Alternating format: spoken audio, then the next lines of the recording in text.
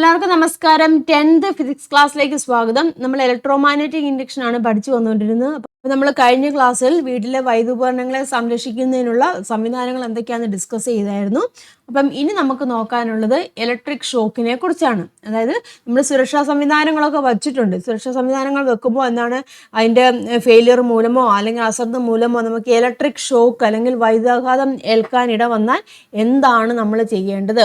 അപ്പോൾ നമ്മൾ പഠിച്ച കാര്യങ്ങൾ എങ്ങനെയാണ് അപ്ലൈ ചെയ്യേണ്ടതെന്ന് അറിയുമ്പോഴാണ് നമ്മൾ ആ പഠിക്കുന്നതിനൊരു വാല്യൂ ഉണ്ടാകുന്നത്. അപ്പോൾ ഇങ്ങനെയുള്ള സിറ്റുവേഷൻസ് ഒക്കെ വന്നു കഴിയുമ്പോൾ നമുക്ക് അതിനെ എങ്ങനെ ഹാൻഡിൽ ചെയ്യാമെന്നുള്ളത് വളരെ ഇമ്പോർട്ടൻ്റ് ആയിട്ടുള്ള കാര്യമാണ്. അപ്പോൾ അതെല്ലാവരും മനസ്സിലാക്കിയിരിക്കുക.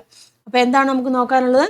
ഇലക്ട്രിക് ഷോക്കിനെ കുറിച്ചാണ്. അതായത് what will we do if we get an electric shock due to failure in safety system or carelessness. അതായത് നമുക്ക് സേഫ്റ്റി സിസ്റ്റം ഒക്കെ വെച്ചിട്ടുണ്ട്, MCB ELCB ഒക്കെ വെച്ചിട്ടുണ്ട്.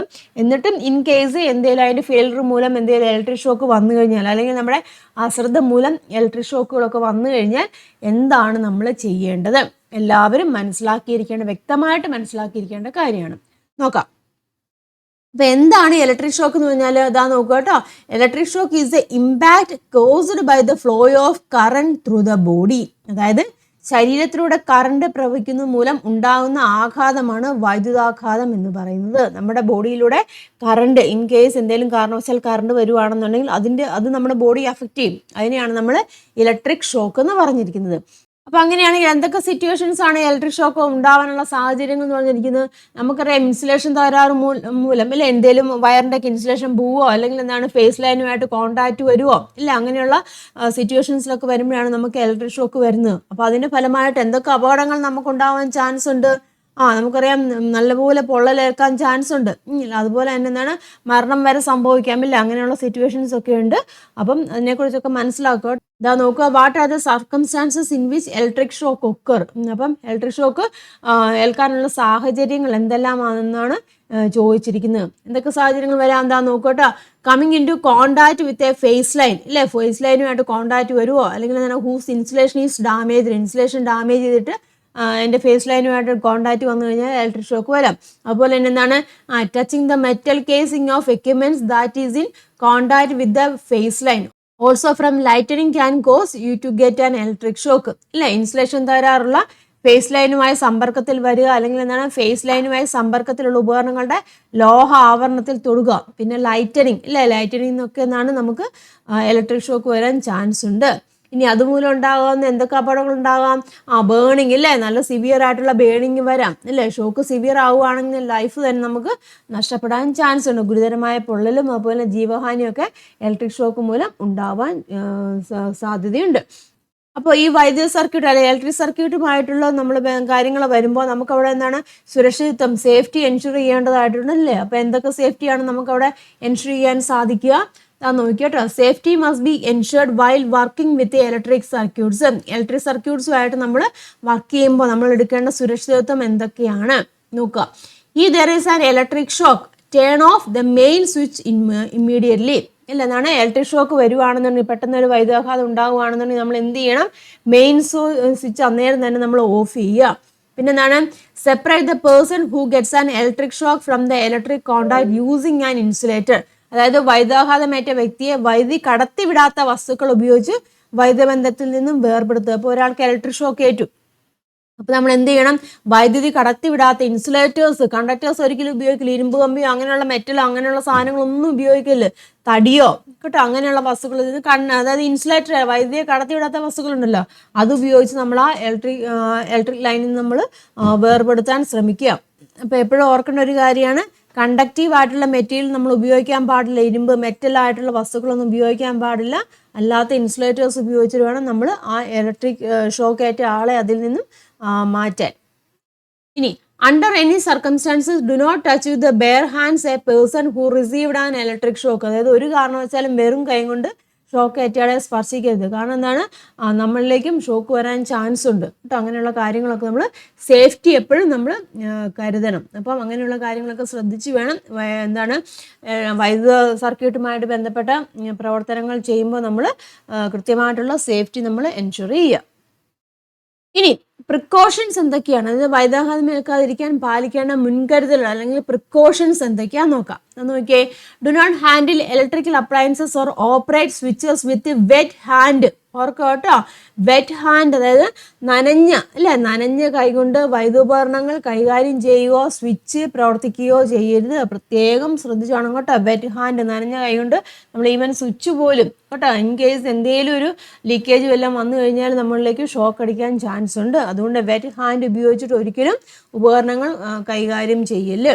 ഇനി plug in two or unplug from socket only after turning of the switch. അതായത് switch off ആക്കിയ ശേഷം മാത്രമേ സോക്കറ്റിൽ പ്ലഗ് ഘടിപ്പിക്കാനോ വിടുവാനോ അത് ഊരിയെടുക്കാനോ പാടുള്ളൂ എന്ന് അല്ലേ. പ്ലഗ് നമ്മൾ ആദ്യമേ ഓഫ് ചെയ്യണം, എന്നിട്ടുള്ള നമ്മൾ സോക്കറ്റിൽ നിന്ന് അതുണ്ടല്ലോ അത് ഊരിയെടുക്കാൻ അല്ലേ, പ്ലഗ് നമ്മൾ ഊരിയെടുക്കാൻ പാടുള്ളൂ. അത് പ്രത്യേകം ശ്രദ്ധിച്ചോണം. ചിലരൊക്കെ നമ്മൾ ഓൺ ആക്കിയിരിക്കുമ്പോൾ തന്നെ ആ പ്ലഗ് ഊരിയെടുക്കാൻ ശ്രമിക്കാറുണ്ട്. ഇൻ കേസ് നമ്മുടെ കൈ അതിലേക്ക് കോൺടാക്റ്റ് വല്ലതും വരുവാണെന്നുണ്ടെങ്കിൽ നമുക്ക് ഇലക്ട്രിക് ഷോക്ക് വരും. അതുകൊണ്ട് എപ്പോഴും സ്വിച്ച് ഓഫ് ചെയ്തതിന് ശേഷമേ ഉള്ളൂ പ്ലഗുകൾ ഊരാൻ പാടുള്ളൂ. Then do not operate high power appliances in a normal socket. നമ്മൾ പ്രത്യേകം പറഞ്ഞ കാര്യമാണ് അല്ലേ, സാധാരണ സോക്കറ്റിൽ പവർ കൂടിയ ഉപകരണങ്ങൾ ഒരിക്കലും പ്രവർത്തിപ്പിക്കരുത്. ഇനി do not touch the inside of a cable T V adapter. Cable T V ഒക്കെ ഉണ്ടല്ലോ, അതിൻ്റെ അഡാപ്റ്ററിൻ്റെ ഉൾവശത്ത് സ്പർശിക്കരുത്.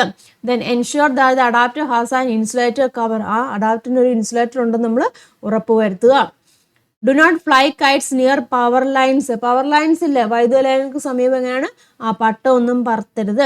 Do not use iron, aluminium ladders, poles etcetera near electric lines. Electric line ഉണ്ടല്ലോ, ഇലക്ട്രിക് ലൈനിൻ്റെ സമീപത്തുകൂടി ഇരുമ്പോ അലൂമിനിയം കൊണ്ടുള്ള ഏണിയോ അല്ലെങ്കിൽ തോട്ടിയൊക്കെ ഉണ്ടല്ലോ, അതൊന്നും നമ്മൾ കൊണ്ടുപോകാൻ പാടില്ല.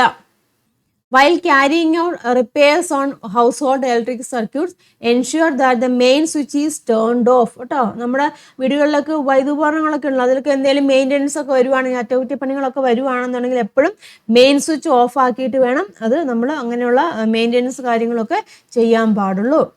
ഇനി during lightning, do not perform activities that involve contact with the electrical circuit. There is a possibility of excess current in the circuit. Lightning സംഭവിക്കുമ്പോൾ മിന്നലുണ്ടാകുന്ന അവസരങ്ങളല്ലേ, അപ്പം വൈദ്യുത ഉപകരണങ്ങളുമായിട്ട് നമ്മളധികം സമ്പർക്കത്തിൽ വരരുത്. കാരണം എന്താണ്, എക്സസ് കറണ്ട് പാസ് ചെയ്യാൻ ചാൻസ് ഉണ്ട്. അപ്പോൾ എന്താണ്, ഷോക്ക് അടിക്കും. ലൈറ്റനിങ് വരുമ്പോൾ നമ്മൾ പറയാറില്ലേ, ടി വി അങ്ങനെയുള്ള കാര്യങ്ങളൊക്കെ ഓഫ് ചെയ്യണം എന്ന് പറയുന്നതിന് കാരണം എന്താണ്, എക്സസ് കറണ്ട് പോകും, അപ്പോൾ അത് അപകടം സംഭവിക്കാൻ ചാൻസ് ഉണ്ട്. അതുപോലെ തന്നെ ഇലക്ട്രിക് എക്യുപ്മെൻറ്റ്സിലൊന്നും ലൈറ്റനിങ്ങിൻ്റെ സമയത്ത് നിങ്ങൾ ടച്ച് ചെയ്യരുത്. ഇതൊക്കെ വളരെയധികം ശ്രദ്ധിക്കേണ്ട കാര്യങ്ങളാണ്, കുട്ടികൾ എല്ലായ്പ്പോഴും അറിഞ്ഞിരിക്കേണ്ട കാര്യങ്ങളാണ് ഇതൊക്കെ കേട്ടോ. പ്രത്യേകം മനസ്സിലാക്കിയിരുന്നോണം. മഴക്കാലമൊക്കെ വന്നു കഴിയുമ്പോൾ നമ്മുടെ നാടുകളിലൊക്കെ ആകുമ്പോൾ എന്താണ്, എപ്പോഴും മിന്നലൊക്കെ ഉണ്ടാകുന്ന സിറ്റുവേഷൻസ് ആണ് വരുന്നത് അല്ലേ. അപ്പം അങ്ങനെയുള്ള സിറ്റുവേഷൻസ് ഒക്കെ വരുമ്പോൾ എന്താണ്, നിങ്ങൾ നല്ലോണം കെയർ ചെയ്യുക. ഇതവിടെ എഴുതിയിട്ടുണ്ട് കേട്ടോ, മലയാളം മീഡിയത്തിലെ കുട്ടികൾക്ക് വേണ്ടി. നനഞ്ഞ കൈകൊണ്ട് വൈദ്യുതോപകരണങ്ങൾ കൈകാര്യം ചെയ്യുകയോ സ്വിച്ച് പ്രവർത്തിക്കുകയോ ചെയ്യരുത്. സ്വിച്ച് ഓഫ് ആക്കിയതിനു ശേഷം മാത്രമേ സോക്കറ്റിൽ പ്ലഗ് ഘടിപ്പിക്കാനോ വിടുവാനോ പാടുള്ളൂ. സാധാരണ സോക്കറ്റിൽ പവർ കൂടിയ ഉപകരണങ്ങൾ പ്രവർത്തിക്കരുത്. കേബിൾ ടി വിയുടെ അഡാപ്റ്ററിന് ഉൾവശത്ത് സ്പർശിക്കരുത്.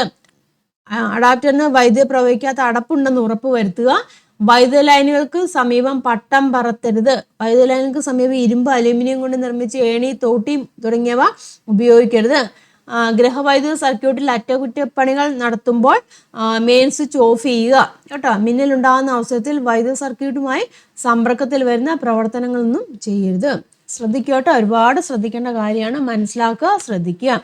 ഇനിയുണ്ട് കാര്യങ്ങൾ കേട്ടോ. എന്തൊക്കെയാണ്, unplug appliances from sockets if there is A possibility of lightening. അതായത് മിന്നൽ സാധ്യതയുള്ള അവസരങ്ങൾ, അതിന് മുന്നായ ഉപകരണങ്ങളെ പ്ലഗ് സോക്കറ്റിൽ നിന്ന് വിടുക കേട്ടോ. അതൊക്കെ പ്രത്യേകം ശ്രദ്ധിക്കണം. നമ്മളല്ലേ മഴക്കാലമൊക്കെ ആകുമ്പോൾ ഇടിയും മിന്നലൊക്കെ ഉണ്ടാകും. അപ്പം നേരത്തെ തന്നെ മഴയൊക്കെ തുടങ്ങുമ്പോൾ തന്നെ നിങ്ങളെല്ലാം ഊരിയിടാൻ വേണ്ടി ശ്രദ്ധിക്കുക. കാരണം പെട്ടെന്നായിരിക്കും ഇടിമിന്നലൊക്കെ വരുന്നത്. ആ സമയത്ത് നമ്മൾ ഊരിയിടാൻ പോയി കഴിഞ്ഞാൽ ഹൈ എക്സസ് കറണ്ട് വരും, നമുക്ക് അത് അപകടം ഉണ്ടാകാൻ ചാൻസ് ഉണ്ട്. അപ്പം മഴയൊക്കെ വരുവാണെന്നുണ്ടെങ്കിൽ അതിന് മുന്നേ തന്നെ നമ്മൾ അതിനുള്ള പ്രിക്കോഷൻസ് എടുക്കുക, അതായത് നേരത്തേക്ക് ഊരിയൊക്കെ ഇടുക. ഇനി during rain and wind transmission lines may touch the ground creating the risk of accidents. If water enters houses due to floods or other reason, disconnect the power supply. After the water resides, restore power only after the switchboards and the main switch are completely dry. ഇല്ലേ? നമുക്കറിയാം മഴയും കാറ്റുമുള്ള അവസരങ്ങളിൽ വൈദ്യുത ലൈനുകൾ ഭൂമിയിൽ സ്പർശിച്ച് അപകട സാധ്യത ഉണ്ടാക്കും. അപ്പോൾ പ്രത്യേകം ശ്രദ്ധിച്ചോണം. മഴയും കാറ്റുമുള്ള സമയങ്ങളിലൊക്കെ എന്താണ് പോസ്റ്റുകളൊക്കെ ഒടിഞ്ഞു വീഴാറുണ്ട് അല്ലേ? അതൊക്കെ അപകടങ്ങൾ വരുത്താറുണ്ട്. അപ്പം അങ്ങനെയുള്ള സിറ്റുവേഷൻസ് ഒക്കെ പ്രത്യേകം ശ്രദ്ധ വേണം. വീടുകളിൽ വെള്ളം കയറുന്ന സാഹചര്യങ്ങളിൽ വൈദ്യുതബന്ധം വിച്ഛേദിക്കണം. വെള്ളം ഇറങ്ങിക്കഴിഞ്ഞാൽ സ്വിച്ച് ബോർഡുകൾ, മെയിൻ സ്വിച്ച് എന്നിവ പൂർണ്ണമായും ഉണങ്ങിയ ശേഷം മാത്രമേ നമ്മളത് വൈദ്യുതബന്ധം പുനഃസ്ഥാപിക്കാവുള്ളൂ. ഇതൊക്കെ പ്രത്യേകം ശ്രദ്ധ വേണ്ട കാര്യങ്ങളാണ്.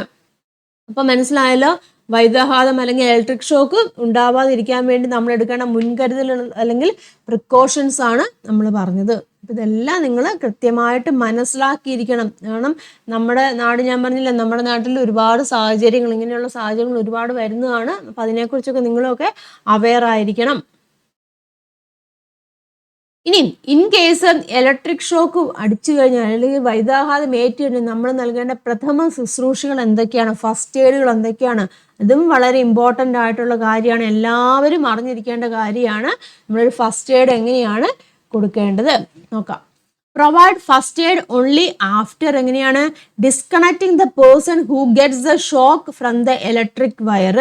അതായത് ഷോക്ക് ഏറ്റയാളും വൈദ്യുത കമ്പിയും തമ്മിലുള്ള ബന്ധം വിച്ഛേദിച്ചതിന് ശേഷം മാത്രമേ പ്രഥമ ശുശ്രൂഷ നൽകാവുള്ളൂ. അല്ലെങ്കിൽ എന്താണ്, നമ്മൾ ടച്ച് ചെയ്ത് കഴിഞ്ഞാൽ നമുക്കും ഷോക്ക് അടിക്കാൻ ചാൻസ് ഉണ്ട്. അപ്പം കംപ്ലീറ്റ് ആയിട്ട് ആ കോണ്ടാക്റ്റ് വിട്ടതിന് ശേഷം മാത്രമേ ഉള്ളൂ നമ്മൾ ടച്ച് ചെയ്യാൻ പാടുള്ളൂ. Rub the body to increase കേട്ടോ blood circulation and raise body temperature. നമ്മൾ എന്താണ് ബ്ലഡ് സർക്കുലേഷൻ ഉണ്ടാവണം. അപ്പം ബ്ലഡ് സർക്കുലേഷൻ ഉണ്ടാകാൻ വേണ്ടി എന്താണ് നമ്മൾ ബോഡി നല്ലോണം തിരുമ്മി ചൂട് പിടിപ്പിക്കുക. എന്നിട്ട് നമ്മൾ എന്താണ് ബോഡി ടെമ്പറേച്ചർ കൂട്ടാൻ ശ്രമിക്കുക കേട്ടോ. അങ്ങനെ ചൂട് പിടിപ്പിച്ച് കഴിയുമ്പോൾ തിരുമ്മി ചൂട് പിടിക്കുമ്പോൾ ബോഡി ടെമ്പറേച്ചർ അവിടെ കൂടും കേട്ടോ. രക്തത്തിൻ്റെ ഒഴുക്ക് സുഗമമാക്കുന്നതിനായി ശരീരം തിരുമ്മി ചൂട് പിടിപ്പിച്ച് ശരീര താപനില വർദ്ധിപ്പിക്കുക. ദെൻ അഡ്മിനിസ്റ്റർ ആർട്ടിഫിഷ്യൽ റെസ്പിറേഷൻ, അതായത് കൃത്രിമ ശ്വാസോച്ഛ്വാസം നൽകാൻ വേണ്ടി ശ്രമിക്കുക.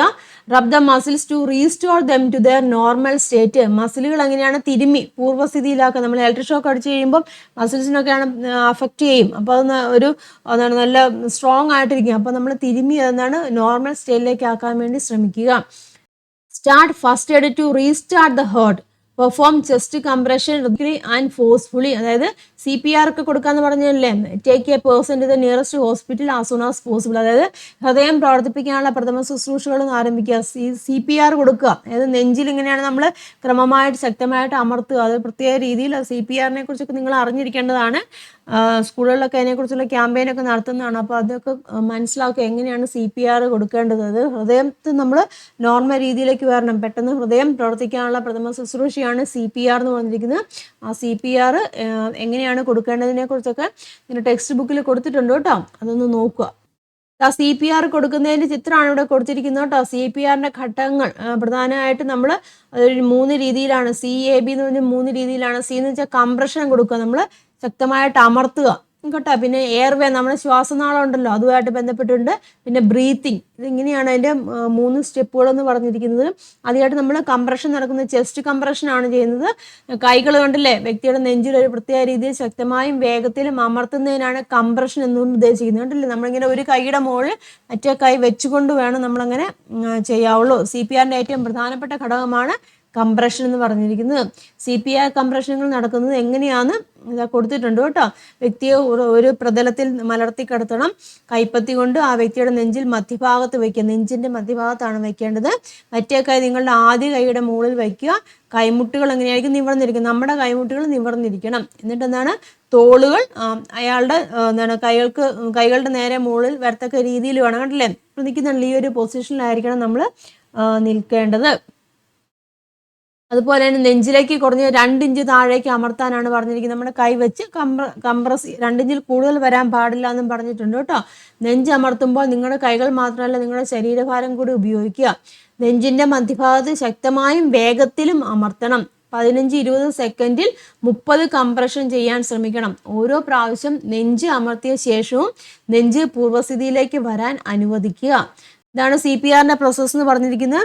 അത് ക്യാമ്പയിനൊക്കെ നടത്തുമ്പോൾ അതെങ്ങനെയാണ് ചെയ്ത് കാണിക്കുന്നതാണ്. അപ്പോൾ എങ്ങനെയാണ് ചെയ്യേണ്ടതെന്നൊക്കെ നിങ്ങൾ കൃത്യമായിട്ട് മനസ്സിലാക്കിയിരിക്കണം. പല പല സിറ്റുവേഷൻസിലും ഇങ്ങനെയുള്ള സാഹചര്യങ്ങൾ വരാം. അപ്പോൾ അത് നമ്മൾ പേടിച്ച് നിൽക്കാതെ അതിനെക്കുറിച്ച് അവെയർ ആയിട്ട് ചെയ്യാൻ വേണ്ടി ശ്രമിക്കുക.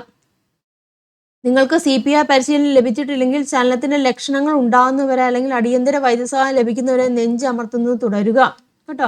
CPR പരിശീലനം ലഭിച്ചിട്ടുണ്ടെങ്കിൽ ശ്വസിക്കാനുള്ള കാര്യങ്ങളുടെ നോക്കാനാണ് പറഞ്ഞിരിക്കുന്നത് കേട്ടോ. ശ്വസിക്കാനുള്ളത് വെച്ചാൽ ശ്വാസനാളം തുറക്കുക എന്നുള്ളത് CPRന്റെ ഒരു നെക്സ്റ്റ് സ്റ്റെപ്പിൽ വരുന്നതാണ് കേട്ടോ. അത് പറയുന്നത് എങ്ങനെയാണെന്ന് വെച്ചാൽ 30 പ്രാവശ്യം നെഞ്ച് നമ്മൾ അമർത്തുന്നുണ്ട്. അതിനുശേഷം വ്യക്തിയുടെ ശ്വാസനാളം തുറക്കാൻ താഴെ പറയുന്ന കാര്യങ്ങൾ ചെയ്യണം. അതായത് നിങ്ങളുടെ കൈപ്പത്തി വ്യക്തിയുടെ നെറ്റിയിൽ വയ്ക്കുക. കൈപ്പത്തി നെറ്റിയിൽ വയ്ക്കുന്നുണ്ട്. പതുക്കെ തല പുറകോട്ട് ചായ്ക്കുക. മറ്റേ കൈകൊണ്ട് ശ്വാസനാളം തുറക്കാൻ താടി സാവധാനം ഉയർത്താനും പറഞ്ഞിട്ടുണ്ട്. ഇതാണ് രണ്ടാമത്തെ സ്റ്റെപ്പ് എന്ന് പറഞ്ഞിരിക്കുന്നത് കേട്ടോ.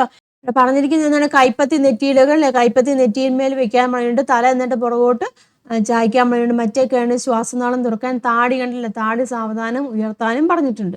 ബ്രീത്തിങ്ങും ചെയ്യേണ്ടത് ഒരു 3 സ്റ്റെപ്പ് വഴിയാണ്. വായിൽ നിന്ന് വായിലേക്ക് ശ്വസിക്കുന്നതിനായി ആ വ്യക്തിയുടെ മൂക്ക് അടച്ചു പിടിച്ച് വായ നിങ്ങളുടെ വായ കൊണ്ട് മൂടുക കേട്ടോ. ആദ്യത്തെ രക്ഷാശ്വാസം നൽകുക. ഇതൊരു സെക്കൻഡ് നീണ്ടു നിൽക്കണം. നെഞ്ച് ഉയരുന്നുണ്ടോ നോക്കുക. നെഞ്ച് ഉയരുകയാണെന്നുണ്ടെങ്കിൽ വീണ്ടും ഒരു ശ്വാസം കൂടി നൽകുക.